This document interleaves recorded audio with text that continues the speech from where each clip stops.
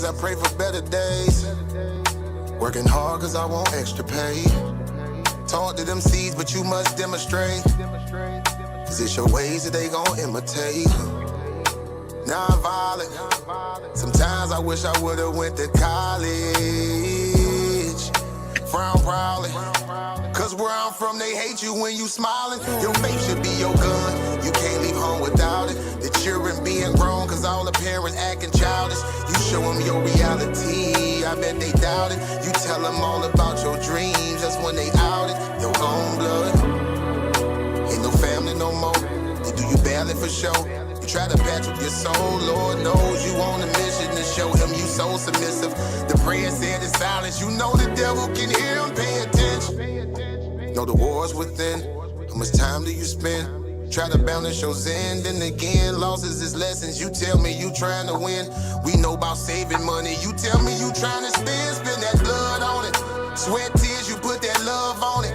Your best years was just a dumb moment. You tired of going hungry, can't deal with fake making your life lonely. Your lack of faith that left your soul boning. But you gon' work and you gon' strive, do what it takes to survive. What is truth, what is a lie? You know that war's inside. Some get draped into the fake, they don't know what to decide. Wrong choice, meet your demise, keep that between you and I. You realize, some people you gon' let go, you visualize. The things you need to feed your soul is on the rise. They not gon' wanna let you go, but it's alright.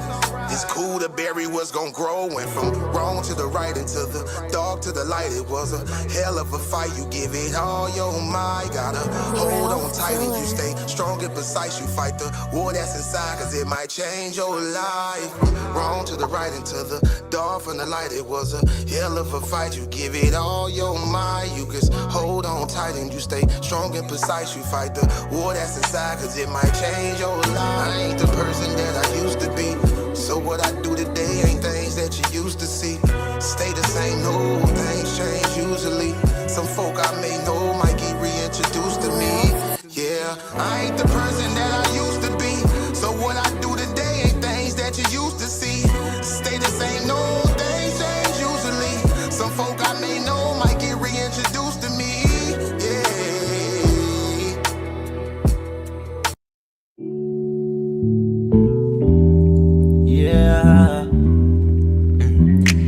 Don't be stressing on the dumb shit, cause God is gonna make a way. Just keep going and keep your faith, so you can win this race. This race called life, yeah, yeah. This race called life. This race called life, yeah, yeah. Race called life.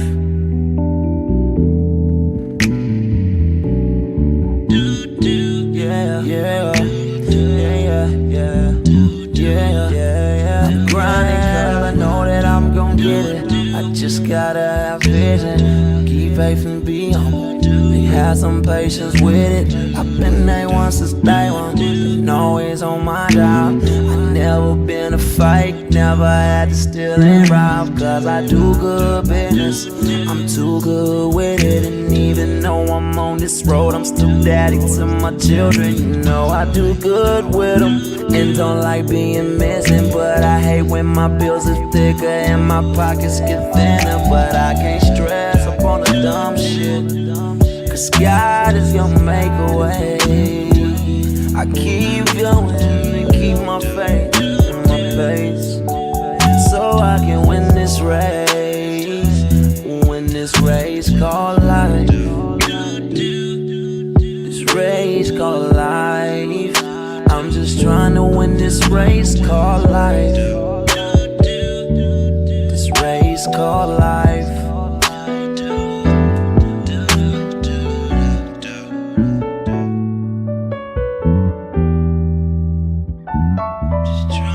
This race called life, yeah.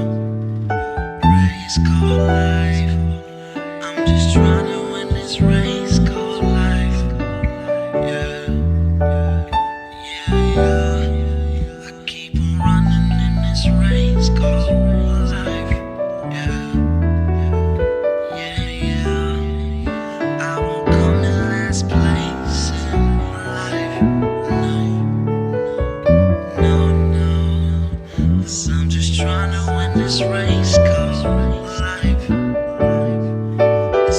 race called life. Girl, I just gotta win this race called life.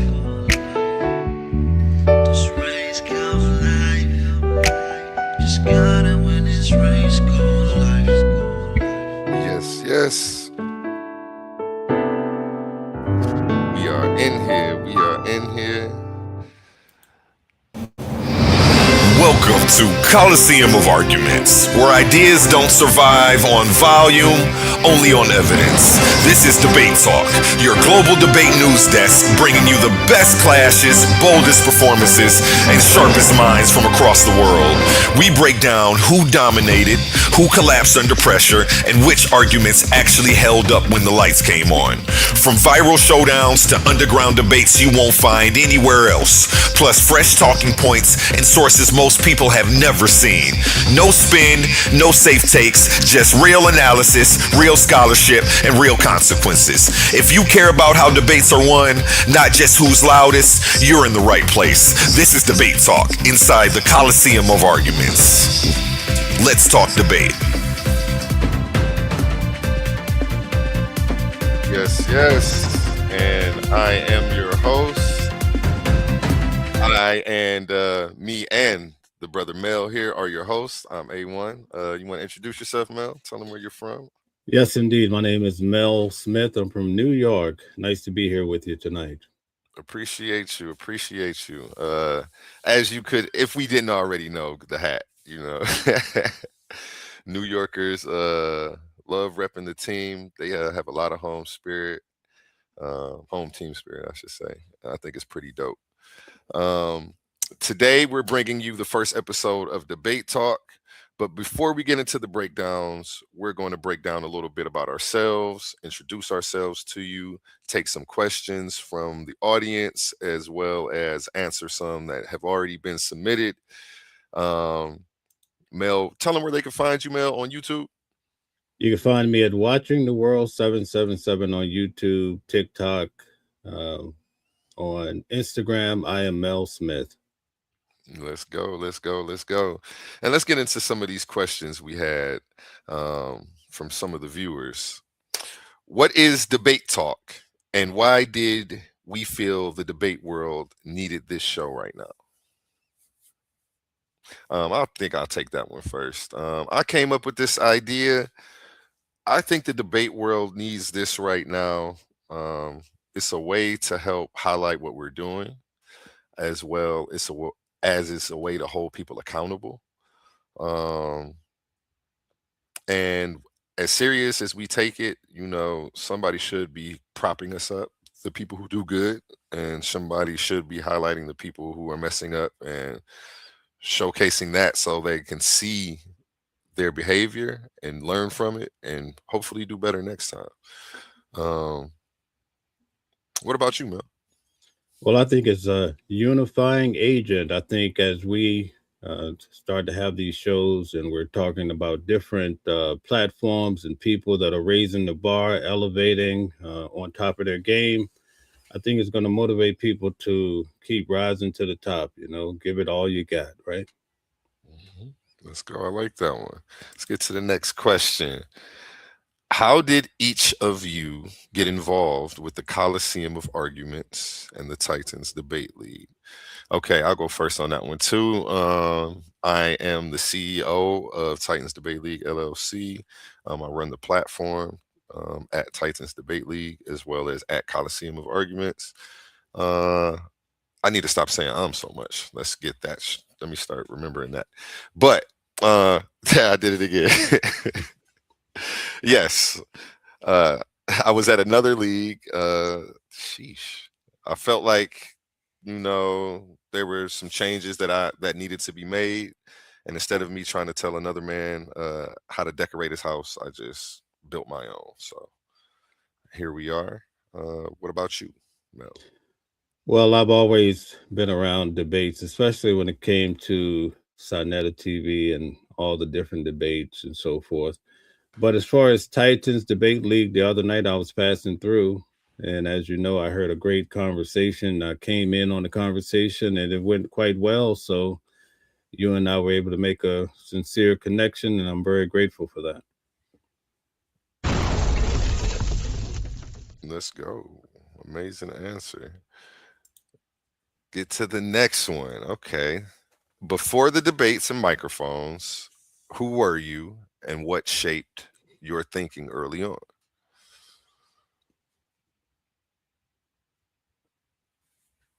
You want me to take it? Yep, you can take that one first. All right. So previously, before I grew up as a Jehovah's Witness when I was around 20, 21. I went to the headquarters for 10 years. When you're involved in a religion, you can't think outside the box. Any type of research beyond what comes off the press is considered interfaith.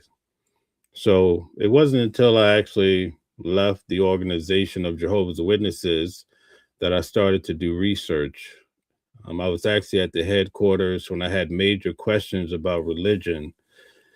Before I went to the headquarters, there was no real requirement to read the Bible every day or within a year.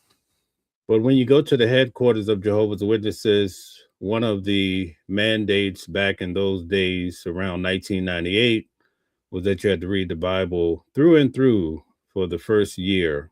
That's a part of your, they call it new boy training.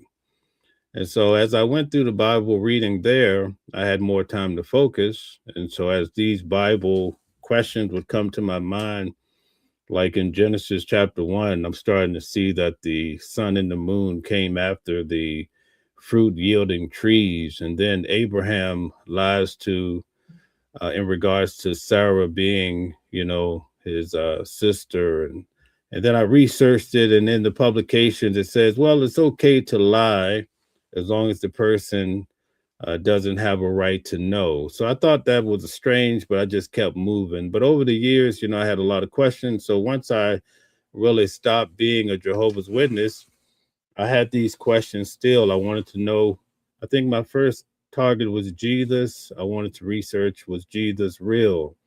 And then Jehovah, because that was a part of the religion. Also, then I started to find issues with the Bible. But I think the first thing to go was the religion. Yes, indeed. But that was my journey and how I started to ask these questions that led me to where I sit today.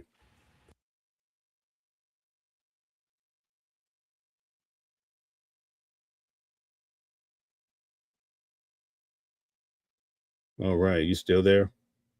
Oh, yes, I'm muted. Sorry Okay. about that. Okay. No Before the problem. debates and microphones, who was I and what shaped my thinking early on? Before the debates and microphones, entrepreneur. I have a past background as a preacher's son, um, some college, always been into religion, always had an inquisitive mind. I think early on, I had doubts because I had, as a youth, logic didn't line up with the dogma that's being taught in the churches, and I recognize that. But somehow, somewhere along the line, that got blocked out, and I was just going hard for Christianity. I was challenged to prove the existence of Jesus, and going down that rabbit hole changed a lot for me. Um, so that's who I was, and the Christian background is what shaped my thinking early on. So let's get to the next one. How would you describe your spiritual journey up until this point, Mel?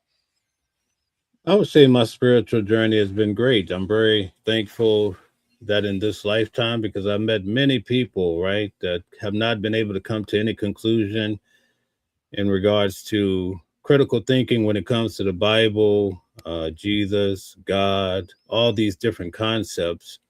And I think they constantly live their life. Maybe they enjoy it, but I'm happy that in my life I was able to come to some sort of realization that is more than what we're being told, especially as we dig into the history and understand where these concepts come from. And then you mix these concepts with history, science, and math, everything, you start to realize that it doesn't hold water.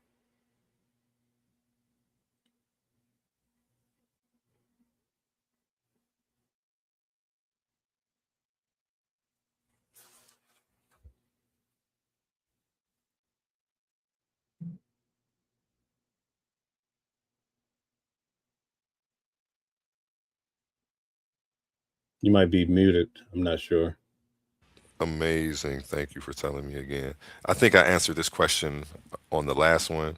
Background as a preacher's son, went into the investigation of the existence of Jesus, found out there were a lot more holes and gaps in the story than I first was taught. And it didn't sit right with me, so it led me to exploring all of the religions, trying to do a comparative analysis.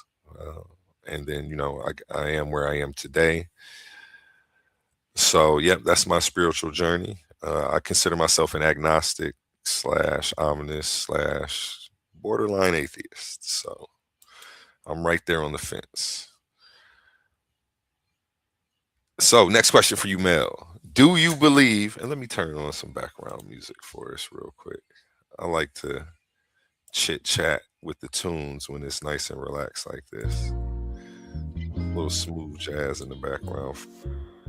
Do you believe debates are ultimately about power or persuasion, and why? I think for the most part, for me, it's about truth because of my background, trying to figure out, what's right in life. Is there a need to pray? Does God answer your prayers? What happens after we die? Is there life after death? There's so many questions that initially, when you grow up in religion, you don't really have a say so. Your parents, they scout you into the religion right off the jump in most cases, right? I have met people who became Christians or what have you when they're 18, 19, or throughout life. But for the most part, parents, they bring their children into these religions. So for me, from my vantage point, I want to know the truth. Power is important. Persuasion is very important. But if I had to choose one, that's where I land. And I agree with you. I think truth would be what I'm looking for out of these debates. Persuasion is something that people use to get you to lean towards the truth. Power as well sometimes, but I think truth is definitely at the top of that list. That's what we want from all of this. Everybody's trying to bring someone to their truth. That's what it seems like. That's what I love about this. When ideas clash, what's left is knowledge. So remember that, people at home. Let's get to the next question. Has your worldview ever shifted because of a debate you witnessed or participated in? Mel. Yes, indeed. I would say I saw my first debate. It was Richard Courier. It was a former Jehovah's Witness that told me to check him out. So I was excited. And he broke down the whole concept about Jesus. And I was like, man, this is what I was thinking my whole life, pretty much. But I never had someone that could articulate it the way he did. And the way in the debate, I think he was going against Robert Price, who I've done quite a few interviews and shows with, but they were going head to head. And I thought that both of them had solid information, but it gave me a foundation. It also gave me the courage to really say, listen, I really need to dig into this. It's okay to, put down these old concepts and just look at this raw and embrace the truth, whatever I may find. And that's what I did. And when I started to look at the big picture of whether or not Jesus existed, I found that if you dig into the Bible, you can go to Tacitus, you can go to Josephus, but if you look at the Bible within itself, you'll walk away with more questions than you will with facts, because a lot of these stories are just literature that was written at a high level, because when you read the Bible, it tells you that these men were, common men, unlettered, weren't very smart, right? But when you look at the writings, right, the writings tell you something quite different, especially when you go back and understand the time. And I just recently came back from Rome and I realized, wow, this is much different than what I was taught. In fact, when I went out there, I was like, how can the Apostle Paul have the money to write all of these letters, get these letters all the way out to Antioch and these places that I was actually in the middle of the Roman Empire? So, it's just so much to learn. But I always tell people, follow the money. And when you follow the money from the Roman Catholic Church, it's mind blowing. So Definitely going to have to get you to shed some more insight on that one day. I definitely want to hear more about that for sure. And what question were we on? Has your worldview ever shifted because of a debate you witnessed or participated in? For me, that's a good one. Yes, I just can't remember specifically what one. I know there's debaters who've had presentations that have shifted my worldview. Unc West had put out some information from Dr. Yaya. I believe he teaches at Cambridge University. With some stuff he had put out on biological evolution that changed my perspective on the world and how I understand things. So that was pretty interesting. Shout out Unc West and the Pseudo Killers for that. Go ahead and drop a bomb for him and give him a round of applause as well. You know, a lot of respect to those brothers who are into the scholarship, looking up the sources and trying to bring you actual data that's relevant, that's tangible, that we can believe in. So not even necessarily believe in, but that we can know is true. That's what I'm looking for. Again, truth. You know, that was one of the answers to the questions before. What do we look for out of the debates? Persuasion, power, or truth? And it's definitely true. Next question for you, Mel. What core ideological principles guide how you evaluate arguments? I think when it comes to the arguments, what I look for in the debates is the sources to a strong degree, I would say, because a lot of people they speak freely. They go off of hearsay concepts. And when you really ask people these questions, they can tell you where they got the idea from. So I think source up is a key ingredient to having these debates and good conversation, but also being able to keep your cool. Because a lot of individuals, when they're developing their arguments, they're so aggressive. They're not even thinking about, they can't even get out of their own way because they have so much anger for whatever reason. So I would just say keep the arguments sourced up and keep yourself cool. That's what I would say. Definitely. Keeping your composure is important in the debates. Just had a judge render someone a loser based on their performance and conduct. And we may show some of those clips at the end of this today. So stay tuned. Next question for you. You know what? I didn't answer that question. What core ideological principles guide how I evaluate arguments? I think it's the core Christian values that I carry. I don't know. I couldn't think of anything else that there would be besides those, even though I don't consider myself a Christian now. A lot of that stuff still, resides in me and resonates with me. So, next question. Do you believe neutrality is possible in debate analysis, or is everyone arguing from a position? Mel. I think it's possible to be neutral to a certain extent, but you would have to really be focused because everybody is basically coming from an angle. So I think that being neutral, especially I would say if it's a Christian subject, it's going to be really hard for me. I would have to be focused, right? But if it's a subject that I'm not so geared toward, it would be easier. But I think that it's human nature to come from an angle or position, especially if you have roots in the subject matter. Deep. Okay. I believe that neutrality is possible in debate analysis. I don't think that the beginning of this question goes with the end. I'm not understanding it. I think debate analysis, I would kind of put judges in that category of doing that. And the people arguing from the position, I would say more so are the debaters. I don't think that the judges, I don't know. But I think neutrality is possible in judging. I do think people have inherent biases. That's something that we have to work around. I pay attention and look for that in the judging system and in my judges right now. I'm keeping track of how they judge the people. I'm doing statistics on who judges people. I'm saying it all wrong. I'm doing statistics on how the judges judge, what their rulings, where they fall based on their ideological backgrounds. So that way I can try to see if there is some inherent bias in there or if they're truly being neutral.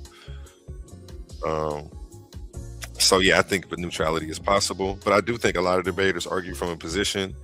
That's their job. That's what they're getting paid to do when they show up on my platform, is to take a position, argue it to the best of their ability, and to try to pull people to their side, whether they believe in the argument or not.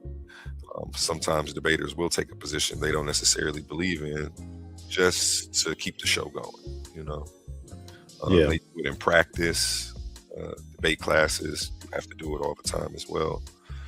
So yeah. Next question. And anytime you want to expound further on anything I've said, just jump right in. Don't feel shy or cut me off.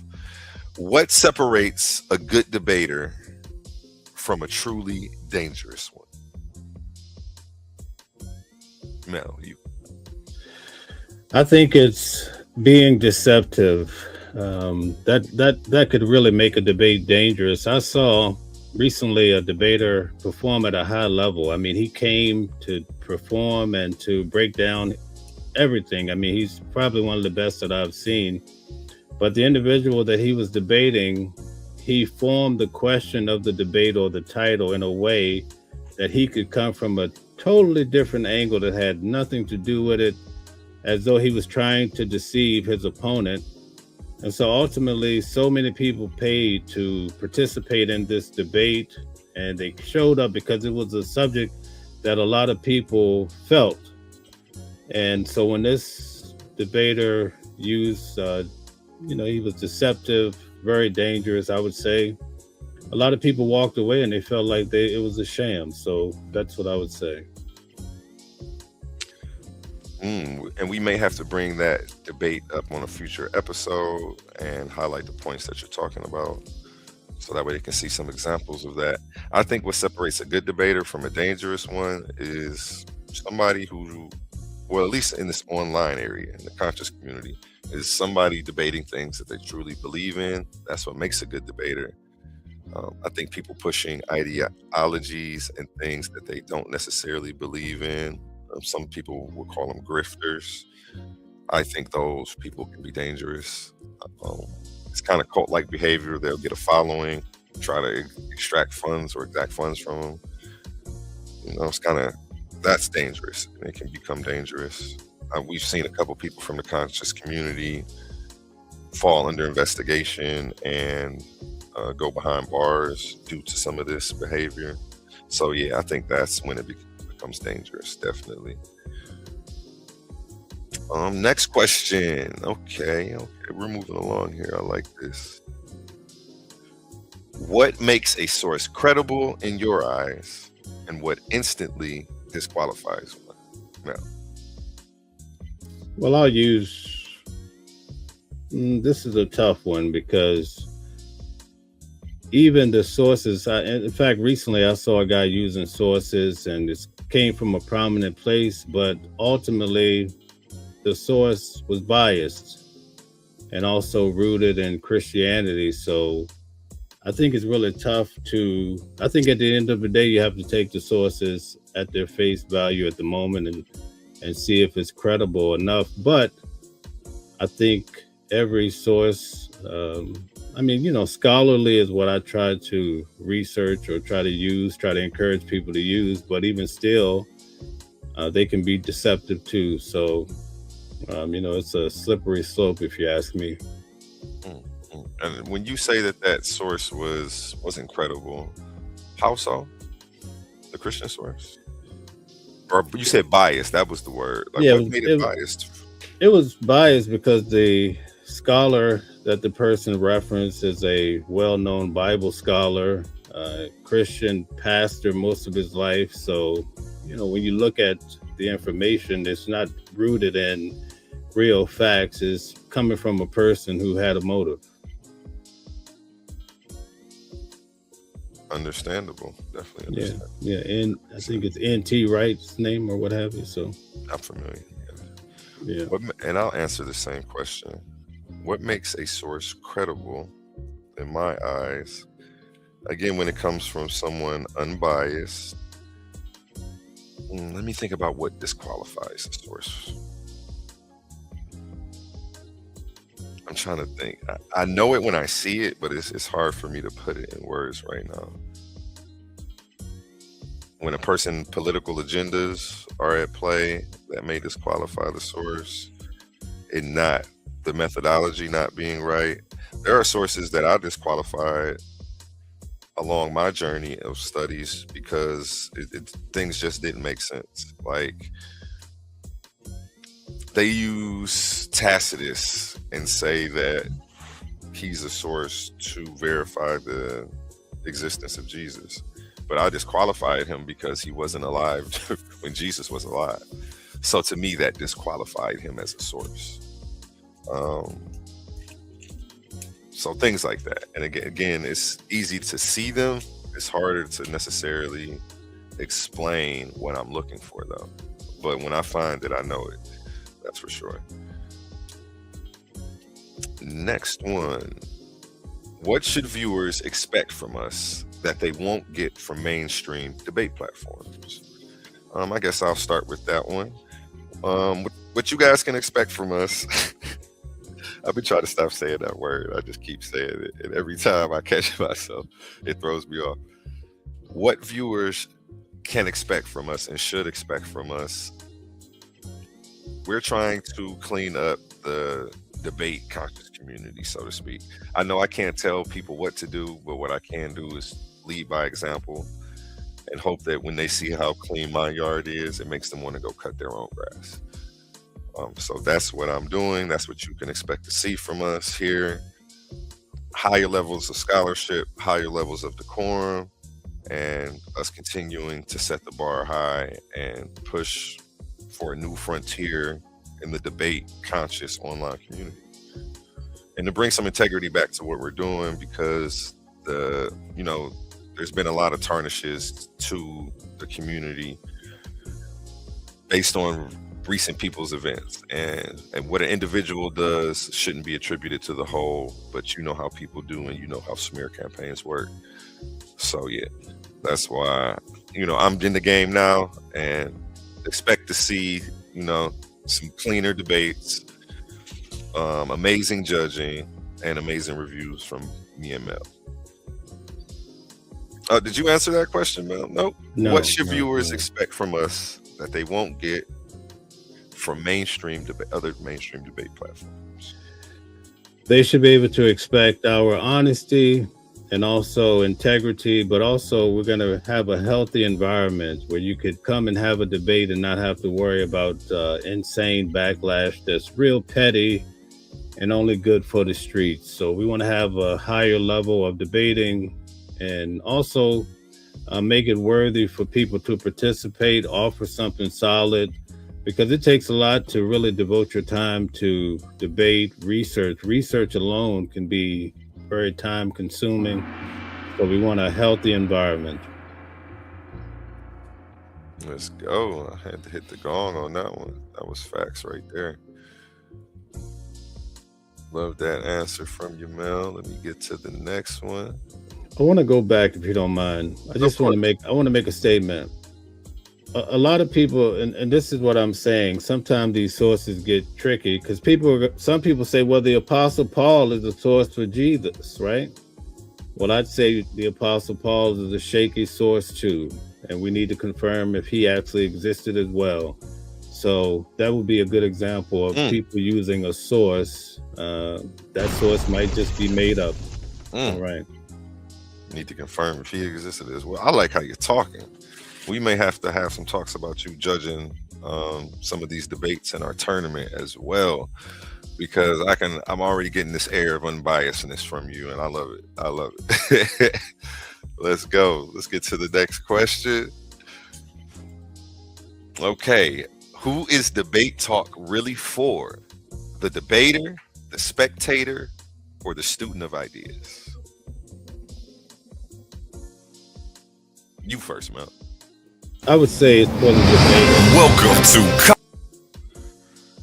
I would say it's for the debater. We want to have the environment, as we both nicely expressed. We want to have a place for debaters to come and feel like they have a place they can hang their hat, so to speak, and not just come to these debate centers where people just shove you around and then you walk away wondering if you had a solid judge or judges involved. We want to take that away and just make it a pleasant environment, and make it easy for people to really give their all and feel like they're doing their best and be rewarded for it.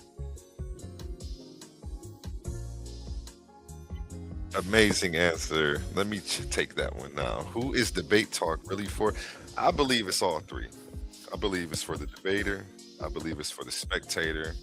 I believe it's for the student of ideas. I believe it's for people who like to judge debates. I believe it's for people who just love information in general. Um, so make sure you tune in here if you want to get fresh debate reviews and fresh debate news from across the globe. We're not just covering what's happening on Titans Debate League. If there's a fire debate about Kobe and LeBron in the barbershop in Wisconsin, I'm pulling up. If they're arguing on the two soccer moms or the soccer field arguing about if the sweater's pink or fuchsia, we're there. As long as the sources are valid and the argumentation is amazing. Uh, I'm joking, but yeah. Okay, next question. At the end of the day, what do we hope people say about this show a year from now? That's a good question.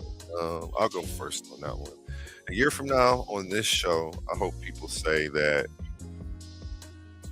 we helped raise the level of scholarship, that we helped raise the bar for what a good debater is, and that we helped people who seek to become better debaters achieve that through our analysis and our reviews. You, Mel? I hope they walk away and they say this was the best show in town. Mm. As simple as that. Yeah. Short and sweet. Let's go. Okay, on to the next. What we got next? Oh, that was actually the last question. Can you believe it? Yes, we got indeed. to the end of the submitted questions. We've been going for about 38 minutes. And for anybody who is tuning in late and isn't aware of what this show is, this is Debate Talk. Actually, I'll let the ad go ahead and tell you. Welcome to Coliseum of Arguments, where ideas don't survive on volume, only on evidence. This is Debate Talk, your global debate news desk, bringing you the best clashes, boldest performances, and sharpest minds from across the world. We break down who dominated, who collapsed under pressure, and which arguments actually held up when the lights came on. From viral showdowns to underground debates you won't find anywhere else, plus fresh talking points and sources most people have never seen. No spin, no safe takes, just real analysis, real scholarship, and real consequences. If you care about how debates are won, not just who's loudest, you're in the right place. This is Debate Talk, inside the Coliseum of Arguments. Let's talk debate.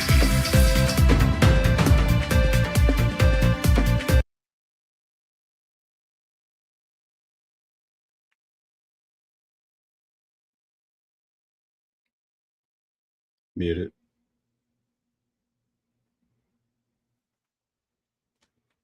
You might be muted. Oh, amazing. Thank you for catching that for me. And to give people a little bite of what they're going to get on each episode, we're going to review a few clips from a recent judge challenge that I had in my tournament. One of the debaters didn't like the way their scorecard looked, wanted to challenge the judge's verdict. And we have those clips here for you. Let me go ahead and share my screen. Let's get your take on this, Mel. I don't think you've seen this stuff yet. I got to cut up into shorts. And again, you can find us at Titans Debate League on YouTube. Go ahead and subscribe there. If you go to the short section right here, I have shorts from a lot of different episodes cut up, as you can see. But let's get into this.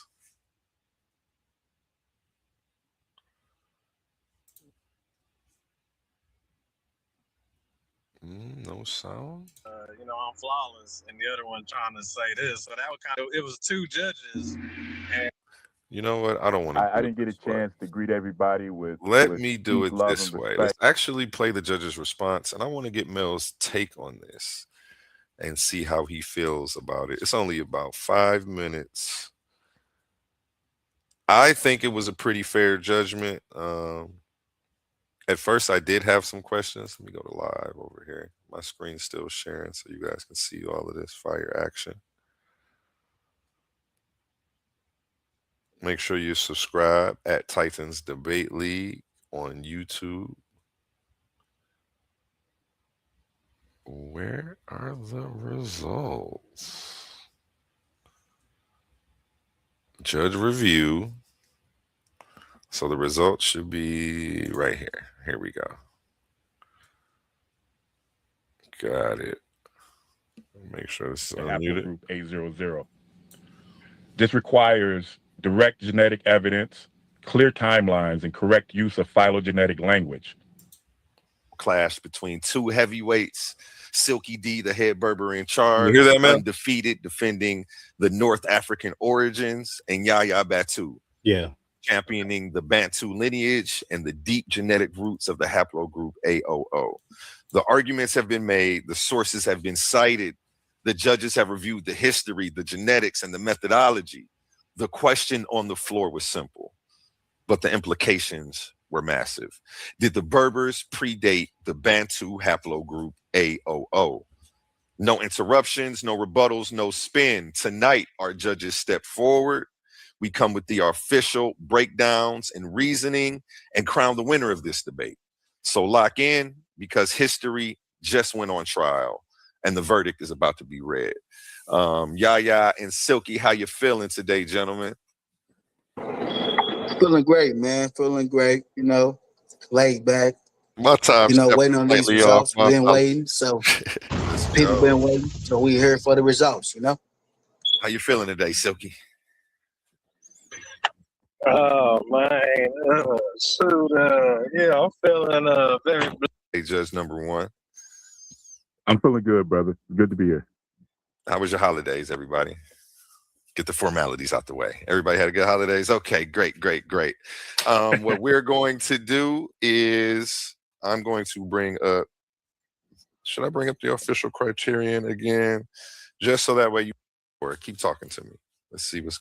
I tune my ear specifically to evaluate the structure and the resolution. A negative for tackling a technical and educational resolution. Do the Berbers predate the Bantu haplogroup A00? When I listen to the debate, I tune my ear specifically to evaluate the structure and content of each argument and each side's adherence to the scope of the resolution. Because it's an affirmative resolution, the affirmative has the main burden to establish that Berber populations predate the Bantu haplogroup A00, or that Berbers can be shown to have genetic or chronological priority relative to haplogroup A00. This requires direct genetic evidence, clear timelines, and correct use of phylogenetic language. The negative's burden would be met if they could show that A00 predates Berber ethnogenesis, or that the affirmative failed to establish its own claim. The affirmative opening introduced 3 sets of evidence. The first focused on prehistoric North Africa and Morocco, citing archaeological sites, early Homo sapien fossils, and research suggesting a Pan-African emergence of modern humans. The material was scientifically legitimate, however, it doesn't establish the resolution. The evidence was archaeological and morphological, and those domains are adjacent to the resolution, rather than answering it. The fossils discussed can't be assigned Y-DNA haplogroups. The sex of those remains is largely indeterminate, and no genetic continuity was demonstrated between those individuals and modern Berber populations. The second set of evidence references back to Africa movements and dates around 22,000 years ago and is chronologically irrelevant to the haplogroup A00. The third set of evidence provided by the affirmative included language that strongly suggests the discovery of several early genetic lineages leads to Southern and Central African populations. Overall, the affirmative opening provided background material of early human presence in Africa, Pan-African evolution, and the distinction between archaeology and genetics as domains. But it remained adjacent to the resolution and didn't establish a pathway back toward the affirmative burden. The negative opening directly challenged whether the affirmative had established what it agreed to prove. The negative also introduced three key points. Temporal evidence showing that haplogroup A00 diverged 300,000 and 200,000 years ago. A phylogenetic position, noting that A00 sits at or near the root of the Y chromosome tree, and DNA evidence from Cameroon confirming the presence of A00 in West Central Africa. Now, if you have a comment or question, Mel, don't be shy. Go ahead and interrupt. The negative evidence in the opening directly engaged the resolution by arguing that haplogroup A00 predates Berber ethnogenesis. In the first extended round, the affirmative introduced material from the Mendez and El Haik disagreement on the dating methodology of haplogroup A00. However, the argumentation didn't clearly establish what conclusion the disagreement between those research teams was meant to support.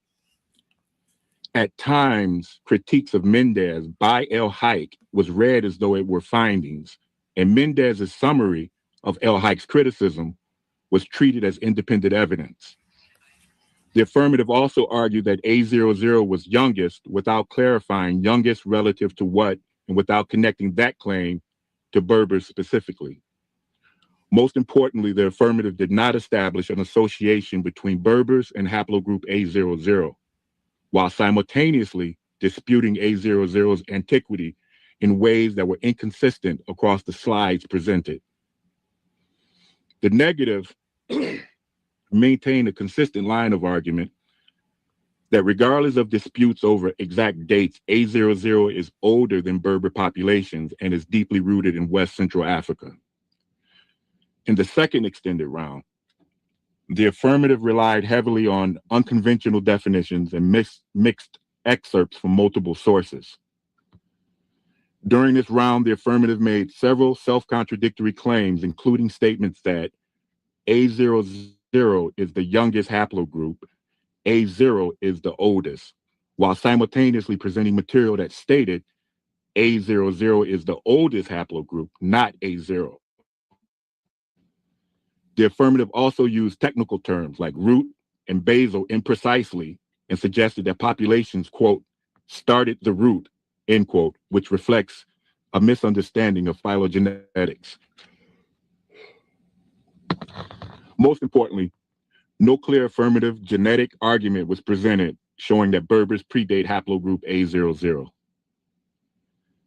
The negative used this round to clarify its existing structure, haplogroup A00 as an early branching lineage, its presence in West Central Africa, and the later emergence of Berber populations in North Africa. The negative didn't need to resolve every item introduced by the affirmative, and this was sufficient given that the affirmative's claims were internally inconsistent and unconnected to the resolution. Taken together, these extended rounds reinforced the negative's opening position and highlighted weaknesses, contradictions,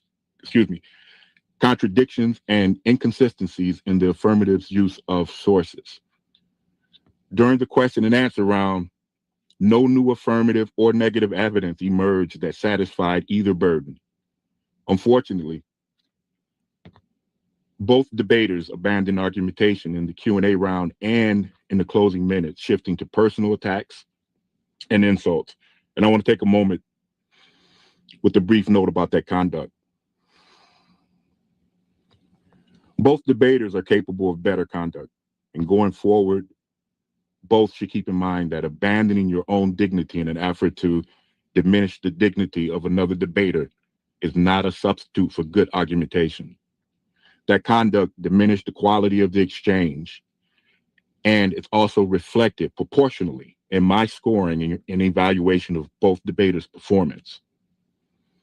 Primarily, my decision comes down to two simple questions. Did the affirmative meet the burden it accepted when it affirmed this resolution? And did the negative successfully negate the affirmative case?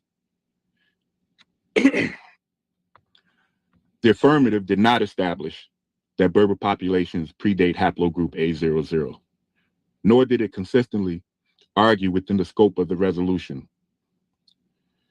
The affirmative engaged in frequent and extreme inappropriate conduct, language, and on-screen violent imagery.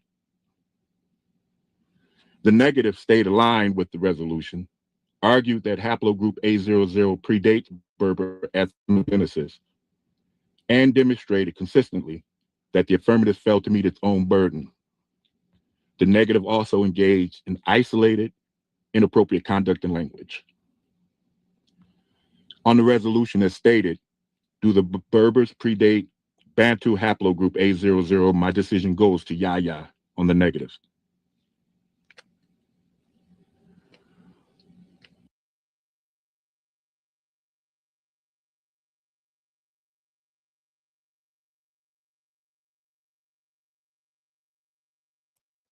You might be muted.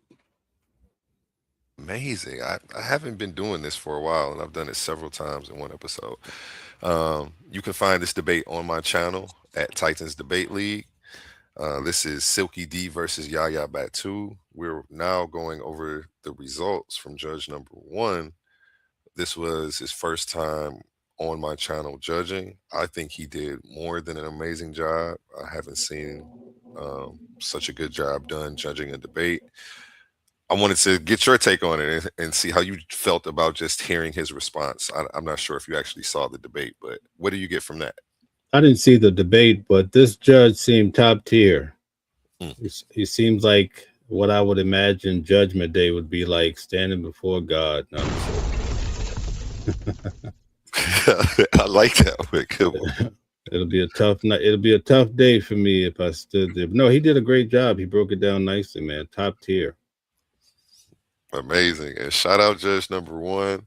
I love that he highlighted the conduct that both men could conduct themselves better, and that insulting each other isn't a substitute for good argumentation. I felt like that was something that definitely needed to be highlighted.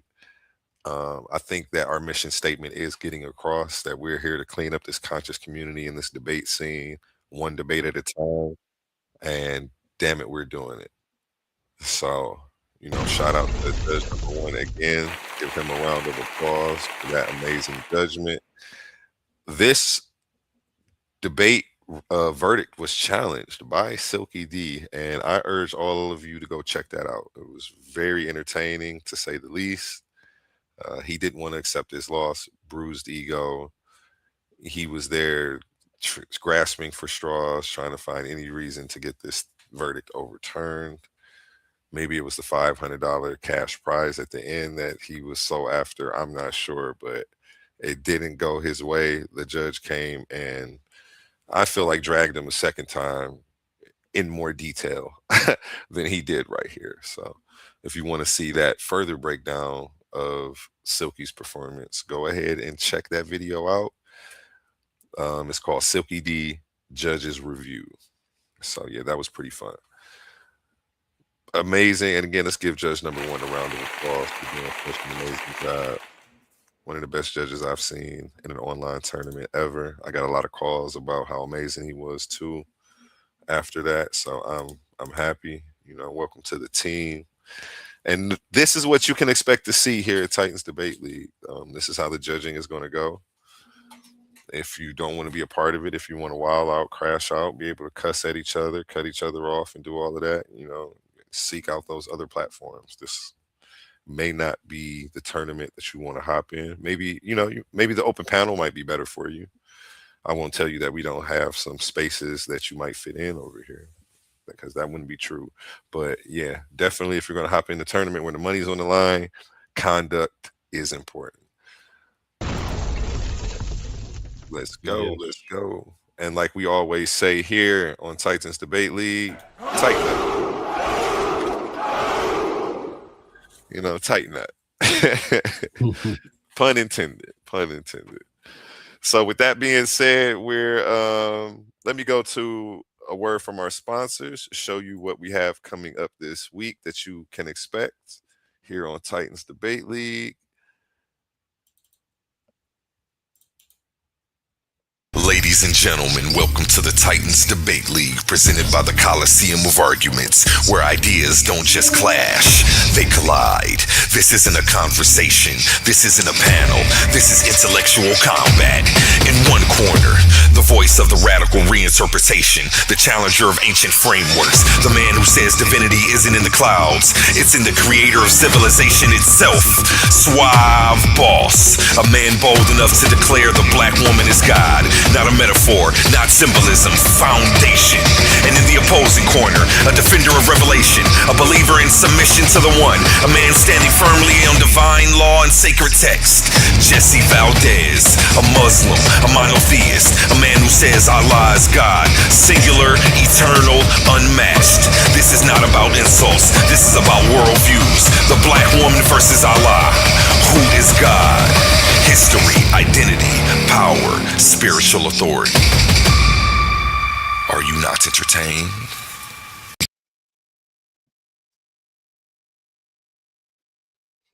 I'm muted. How do you feel about this topic, Mel? Wow, look like it's going to be powerful. Can't wait to check it out. January 24th, only on Titans Debate League here at Coliseum of Arguments. Can you get that one? Make sure you're there. Make sure you're there. This one's free of charge. It's not going to cost you anything. Just come on in, get a bite of the show. You're going to love it. Ladies and gentlemen, this Saturday, January the 3rd, the arena becomes a battleground. In the left corner, a secular scholar armed with history, logic, and cold hard analysis, the architect of arguments, King J. And in the right corner, the heretic of hidden knowledge, the preacher of the unseen, the challenger of orthodox belief, Dwayne, aka Darkness. Two worldviews, two intellectual titans, one question that shakes the foundation of faith itself. Are Christianity and Gnosticism the same thing? This is not a sermon, this is not a lecture, this is intellectual combat. History versus revelation, scholarship versus esoteric truth, canon versus hidden knowledge. Only one side walks out with the narrative. Don't blink, don't miss it, because when ideas collide, only the strongest argument survives. King J versus Dwayne, aka Darkness, this Saturday, January the 3rd.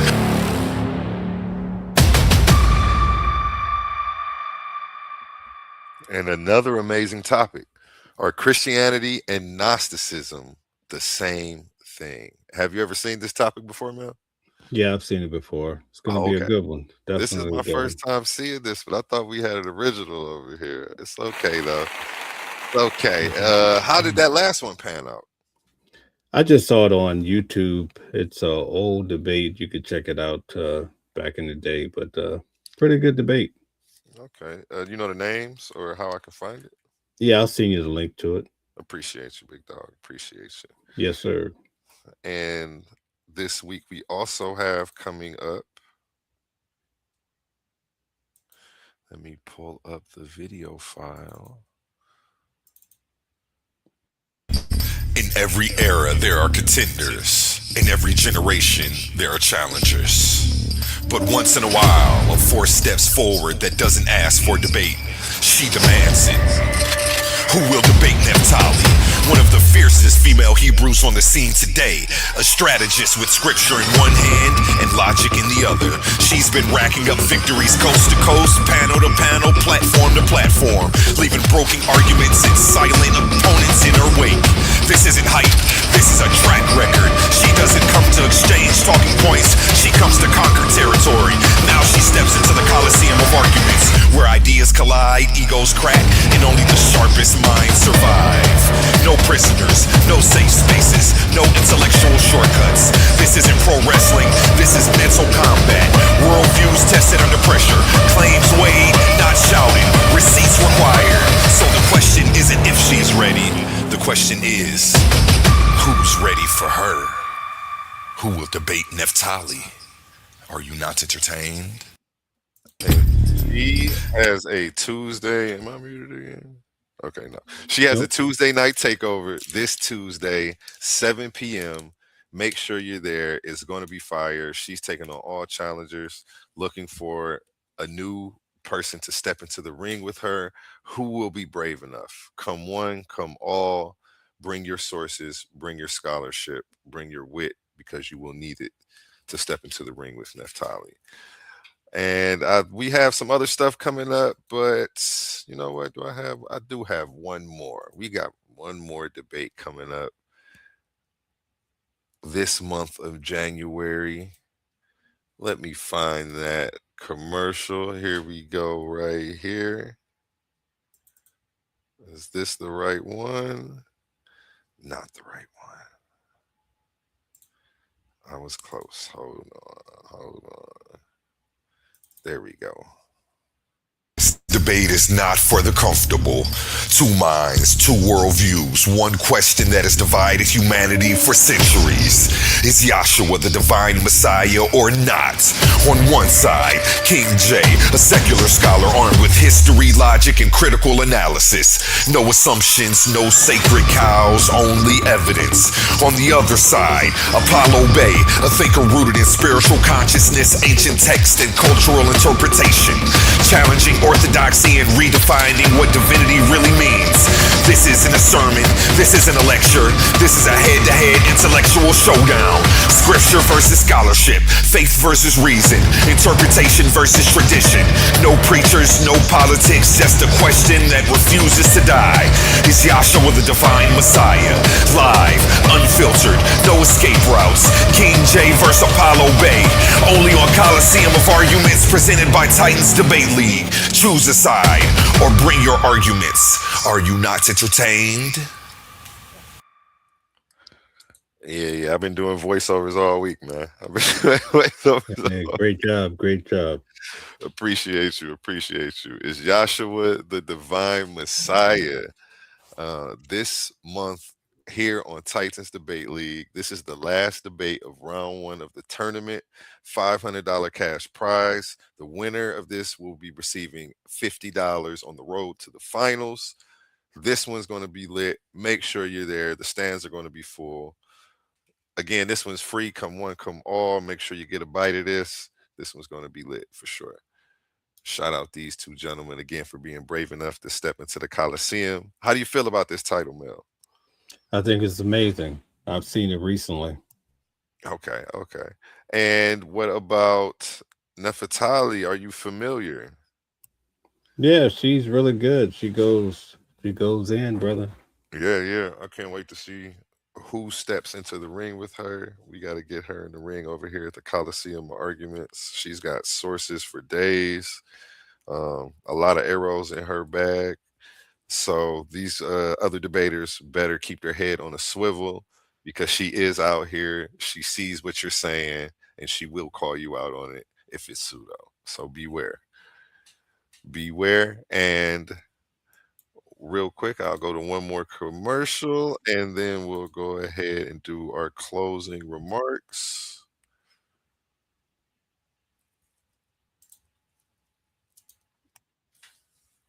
Sorry about that. I usually have all this pulled up. This was a fun episode. I can't wait for episode 2, where we actually get to the reviews, the breakdowns, the highlights. That's where this is going to get really fun. This was a dope introduction, though. But now it's time to get to work. Let me go ahead and play this one. In every debate, there's power, passion, and purpose. Titans Debate League isn't just a podcast. It's a movement, a place where big ideas collide and voices that matter are heard. But to keep this arena alive, we need you in our corner. Your support through Cash App isn't just a donation. It's an investment in truth, in dialogue, and in community. Every dollar helps us bring sharper debates, stronger guests, and bigger opportunities for growth. And here's the best part. When you give, you're not just supporting us. You're standing tall as part of the Titan family. We see you, we value you, and we appreciate you. So if you've ever felt inspired, challenged, or entertained by what we do, show some love and send your support to $Titans Debate League at Cash App today. Again, that's $Titans Debate League at Cash App today. Together, let's keep this debate alive, keep the fire burning, and keep the Titans rising. Have a blessed day. Get down or lay down when we're stopping. It's the clash of the Tigers. Hey, and shout out Anu Kakarat for that song that he put together for that. Fire song. Appreciate you, brother. Closing remarks from you, Mel, before we end the episode. Yes, indeed. We want to welcome each and every one of you to Debate Talk, a place where you can come and debate and also learn and be a great spectator as well. Whichever seat you sit in, we want it to be the best moment for you and for you to enjoy yourself. Unlike other places where people have debates, we're going to actually have great judges, honest people looking to help you succeed and also to build in many different ways. We perform at a high level, and we want everybody to do the same. Enjoy the new year and approach the new year with a better self than last year, elevating yourself to a higher level, because we're definitely going to be here to help you do so. Thank you.